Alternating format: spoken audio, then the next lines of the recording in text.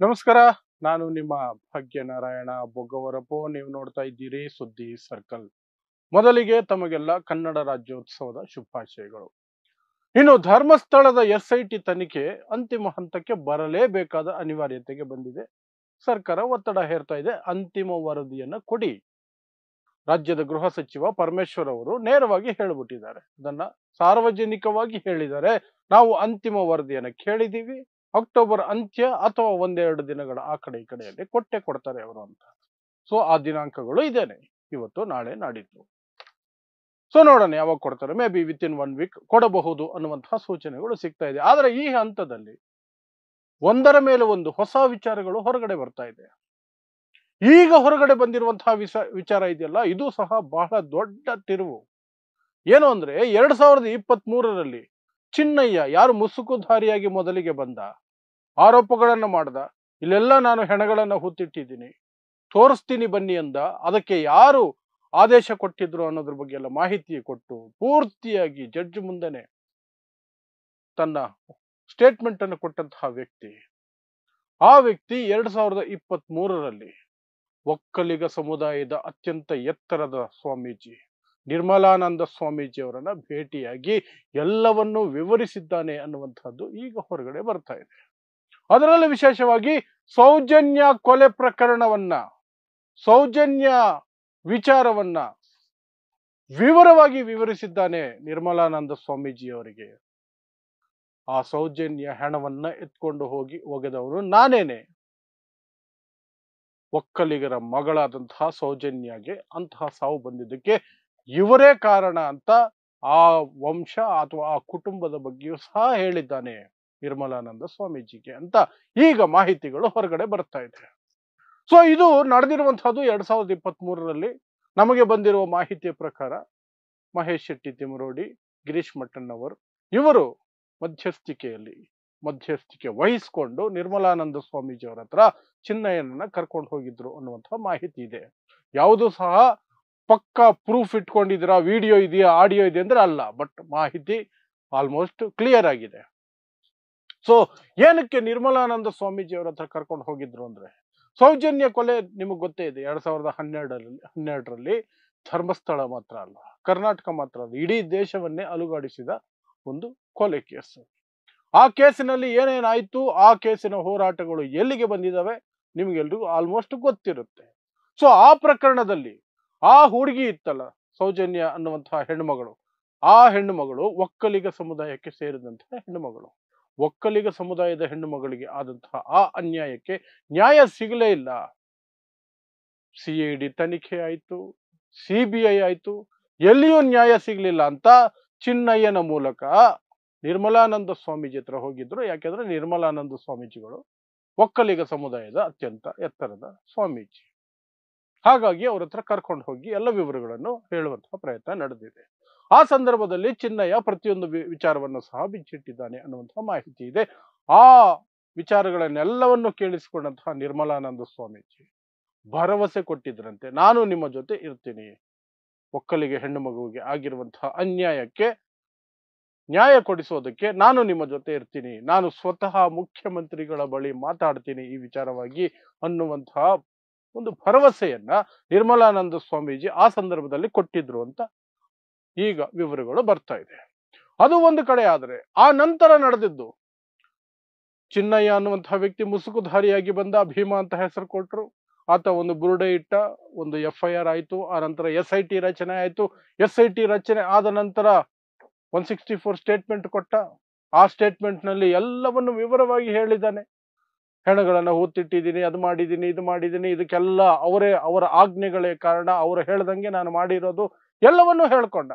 ಆದರೆ ಆ ನಂತರ ನಡೆದಂತಹದ್ದು ಪಲ್ಟಿ ಹೊಡೆಯುವಂತಹ ಕೆಲಸ ಅಂತ ನಮಗೆ ತಿಳಿದು ಬಂದಿರೋದು. ಏನು ಅಂದ್ರೆ, ಈಗ ಇನ್ನೊಂದು ಸ್ಟೇಟ್ಮೆಂಟ್ ಕೊಟ್ಟಿದ್ದಾನೆ, ಇದೆಲ್ಲ ಸುಳ್ಳು, ನನ್ನನ್ನು ಯಾರೋ ತಯಾರಿ ಮಾಡಿ ಕಳಿಸಿದ್ದಾರೆ, ಹಾಗಾಗಿ ನಾನು ಸುಳ್ಳು ಹೇಳಿದೆ, ಧರ್ಮಸ್ಥಳದ ವಿರುದ್ಧ ಷಡ್ಯಂತ್ರದ ಭಾಗವಾಗಿ ನಾನು ಬಂದಿರೋದು, ಹೀಗೆ ತಪ್ಪೊಪ್ಪಿಗೆ ಕೊಟ್ಟಿದ್ದಾನೆ ಅಂತ ಮಾಹಿತಿ ಬರ್ತಾ ಇದೆ.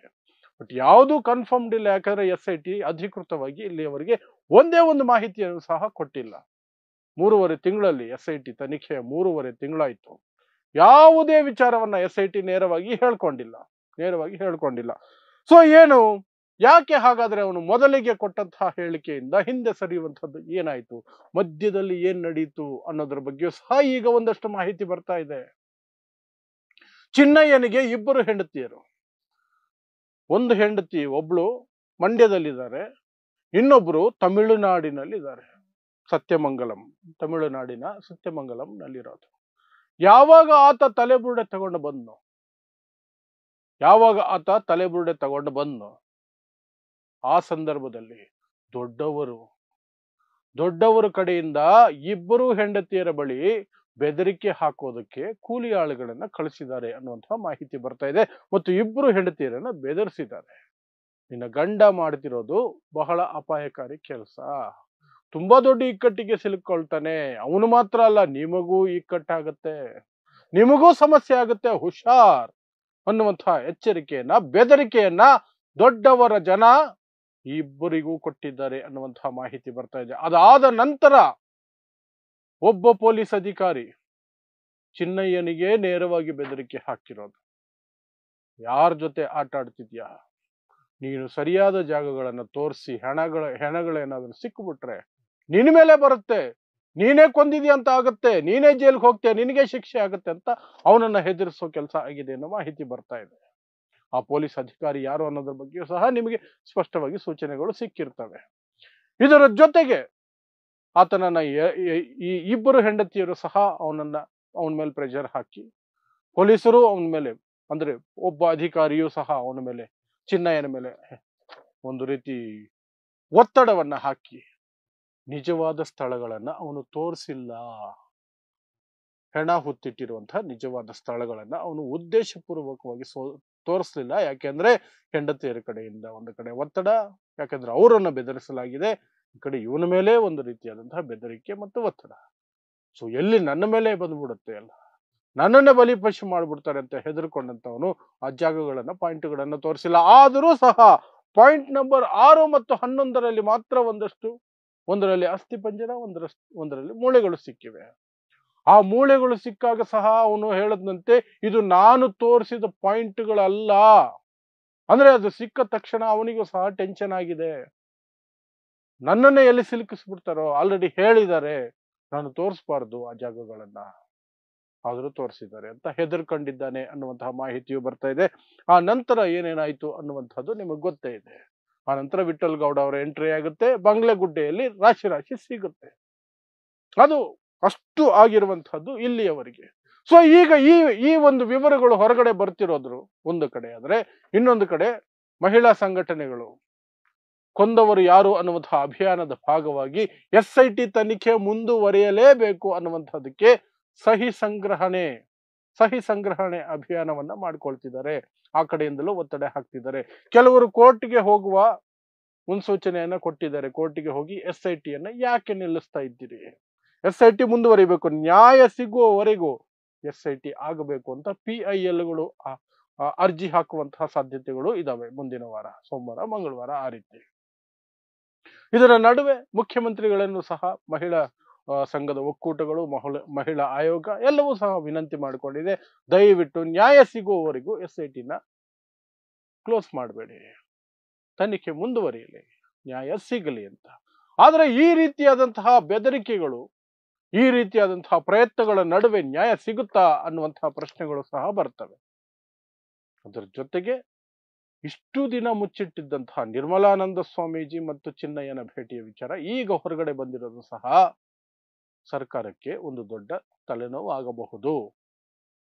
ಯಾಕೆಂದ್ರೆ ಒಕ್ಕಲಿಗ ಸಮುದಾಯದ ವಿಚಾರ ಬಂದುಬಿಟ್ರೆ, ಆ ಕಡೆಯಿಂದ ಒತ್ತಡಗಳು ಬರೋದಕ್ಕೆ ಶುರುವಾದ್ರೆ ನಮ್ಮ ಸಮುದಾಯದ ಹೆಣ್ಣು ಮಗಳ ವಿಚಾರದಲ್ಲಿ ಯಾಕೆ ನ್ಯಾಯ ಸಿಗ್ತಿಲ್ಲ ಅಂತ, ಅದು ಸಹ ಒಂದು ಕಡೆ ಇನ್ನೊಂದು ತಿರುವನ್ನ ಪಡ್ಕೊಳ್ಳುವ ಸಾಧ್ಯತೆಗಳಿದೆ. ಇದೆಲ್ಲದರ ನಡುವೆ ಈಗ ಬರುವಂತಹ ದೊಡ್ಡ ಪ್ರಶ್ನೆ ಅಂದ್ರೆ, ನಿರ್ಮಲಾನಂದ ಸ್ವಾಮೀಜಿಗಳು ಇಷ್ಟೆಲ್ಲ ಕೇಳಿಸಿಕೊಂಡಿದ್ದಾರೆ ಅಂತ ಅಂದ್ರೆ, ಆಗಿರೋದಾಗಿದ್ರೆ ಅವರ ನಿಲುವು ಏನು ಕ್ರಮಗಳನ್ನ ಕೈಗೊಂಡಿದ್ದಾರೆ, ಪ್ರಯತ್ನ ಪಟ್ಟಿದ್ದಾರೆ, ಮುಖ್ಯಮಂತ್ರಿಗಳಿಗೆ ಮಾತಾಡಿದ್ದಾರೆ, ಏನೇನು ಮಾಡಿದ್ದಾರೆ, ಅಥವಾ ಮುಂದಕ್ಕೆ ಏನು ಮಾಡ್ತಾರೆ, ಈ ಪ್ರಶ್ನೆಗಳು ಸಹ ಈಗ ಹಾಗೆ ಉಳ್ಕೊಳ್ಳುತ್ತೆ. ಒಟ್ಟಿನಲ್ಲಿ ಇಡೀ SIT ತನಿಖೆ ಪರಮೇಶ್ವರ್ ಅವರು ಯಾವತ್ತು ಅಂತಿಮ ವರದಿಗೆ ಕೇಳ್ಬಿಟ್ಟಿದೀವಿ, ಅವರಿಗೆ ಒಂದು ಗಡುವು ಕೊಟ್ಟುಬಿಟ್ಟಿದೀವಿ ಅಂದ್ರೆ ಆವತ್ತಿನಿಂದ ಎಲ್ಲವೂ ಸಹ ಗೋಜಲು ಹೋಗ್ತಿದೆ. ಸಾಕಷ್ಟು ಅನುಮಾನಗಳು, ಪ್ರಶ್ನೆಗಳು, ಏನೇನೋ ಟ್ವಿಸ್ಟ್ಗಳು ದಿನ ಬೆಳಗಾದ್ರೆ ಬರ್ತಾನೆ ಇದೆ. ಅಂತಿಮ ವರದಿ ಸಲ್ಲಿಸ್ಬಿಡ್ತಾರ, ಸಲ್ಲಿಸಿದರೆ ಅದರಲ್ಲಿ ಏನಿರುತ್ತೆ ಅನ್ನೋದ್ರ ಬಗ್ಗೆ ಸಹ ಕುತೂಹಲಗಳು ಎದ್ದೊಳ್ತಾ ಇದ್ದಾವೆ. ಇದಿಷ್ಟು ನಡೀತಾ ಇದೆ, ಒಂದಲ್ಲ ಎರಡಲ್ಲ, ಎಲ್ಲ ಆಂಗಲ್ಗಳಿಂದಲೂ ಸಹ ಒಂದಷ್ಟು ಮಾಹಿತಿಗಳು ಬರ್ತಾನೆ ಇದೆ, ತಿರುವುಗಳು ಬರ್ತಾನೆ ಇದ್ದಾವೆ. ಸೊ ನೋಡೋಣ ಏನಾಗುತ್ತೆ ಅಂತ. ಮೇ ಬಿ ನೆಕ್ಸ್ಟ್ ವೀಕ್ ಒಂದು ಕ್ಲಾರಿಟಿ ಸಿಗಬಹುದು ನಮಗೆ. ವರದಿ ಸಲ್ಲಿಸ್ತಾರ, ತನಿಖೆ ಮುಂದುವರಿಯುತ್ತಾ, ವರದಿ ಸಲ್ಲಿಸಿದ್ರೆ ಯಾರಿಗೆ ಕಂಟಕ ಆಗುತ್ತೆ, ಸತ್ಯಾಂಶ ಹೊರಗಡೆ ಬರುತ್ತಾ ಇಲ್ಲವಾ, ದೊಡ್ಡವರ ರಕ್ಷಣೆಗೆ ಮಾತ್ರ SIT ಆಗಿದೆಯಾ, ಎಲ್ಲದಕ್ಕೂ ಸಹ ಮುಂದಿನ ವಾರ ಮೇ ಬಿ ನಮಗೆ ಉತ್ತರಗಳು ಸಿಗುವ ಸಾಧ್ಯತೆ ಇದೆ. So we will just wait and watch. ಇಂತಹದ್ದೇ ವಿಶೇಷ ಸುದ್ದಿಗಳಿಗಾಗಿ ನೋಡ್ತಾ ಇರಿ ಸುದ್ದಿ ಸರ್ಕಲ್. ನಾನು ನಿಮ್ಮ ಭಾಗ್ಯನಾರಾಯಣ ಬೊಗವರಪು.